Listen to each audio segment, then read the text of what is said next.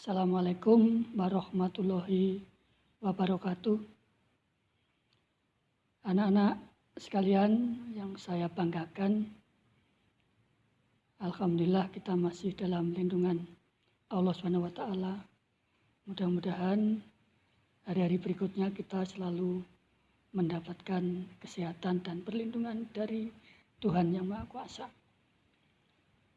Anak-anak, pada pertemuan kali ini Pak Narto akan menyampaikan pelajaran ketiga, yaitu menjadi orator ulung melalui teks pidato persuasif.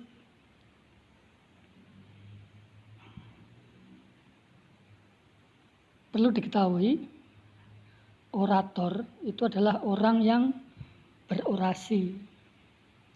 Sedangkan orasi itu adalah sama dengan istilah pidato, yaitu merupakan kegiatan berbicara untuk menyampaikan sesuatu hal di depan umum. Hal yang disampaikan oleh pidatowan atau oleh sang orator bisa berupa pendapat, gagasan, informasi, atau pesan-pesan tertentu. Ketika seorang orator menyampaikan pidato, biasanya pidato itu juga berisi hal-hal yang mempengaruhi pendengar, mempersuasi pendengar. Oleh karena itu, kita pada kesempatan ini akan membahas tentang pidato persuasif. Apa yang dimaksud dengan pidato persuasif? Pidato persuasif merupakan pidato yang berusaha untuk membujuk secara halus atau mengajak pendengar dengan menyampaikan pendapat, gagasan, dan alasan yang jelas, masuk akal, dan dapat dipertanggungjawabkan kebenarannya. Jadi untuk mempengaruhi syaratnya seperti yang saya sebutkan tadi. Alasannya jelas, masuk akal, dapat dipertanggungjawabkan. Selanjutnya, pidato akan menarik apabila sang orator mampu menyampaikan isi pidato dengan vokal yang jelas dan lantang,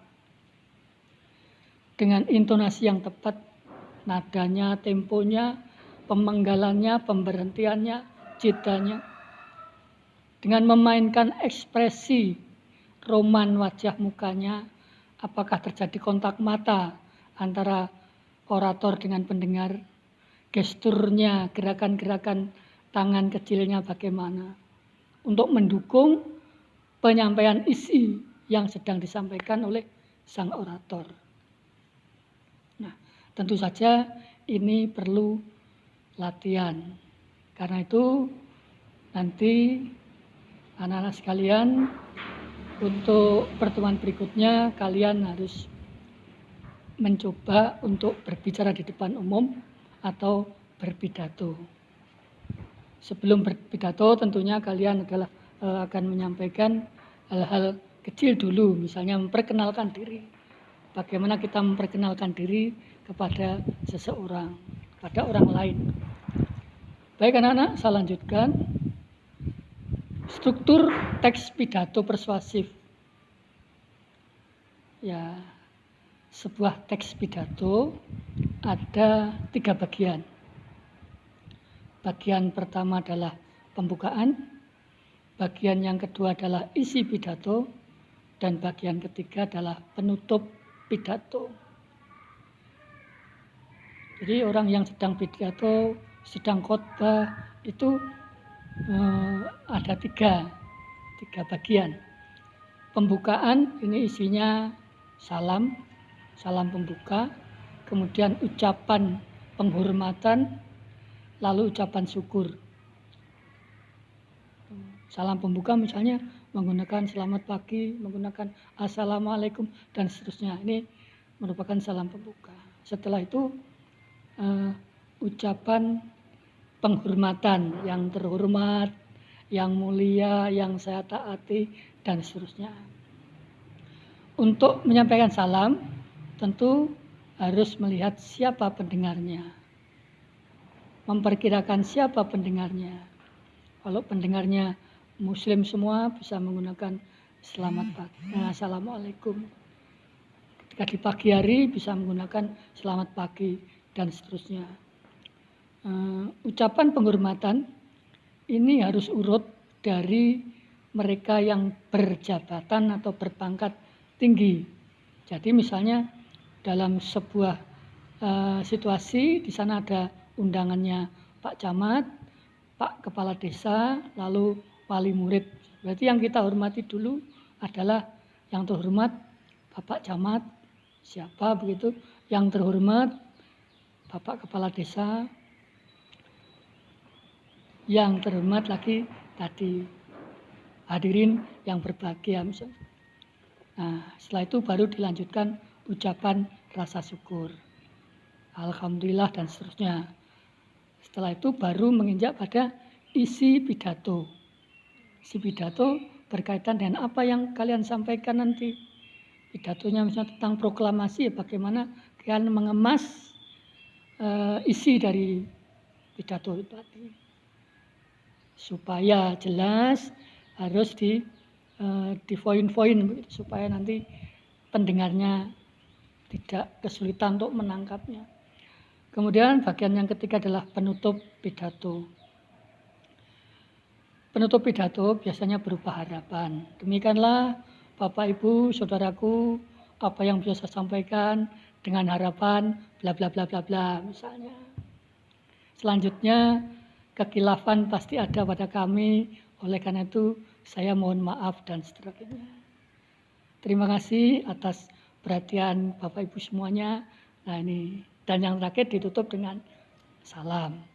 Itulah bagian-bagian pidato yang kalian nanti praktekkan.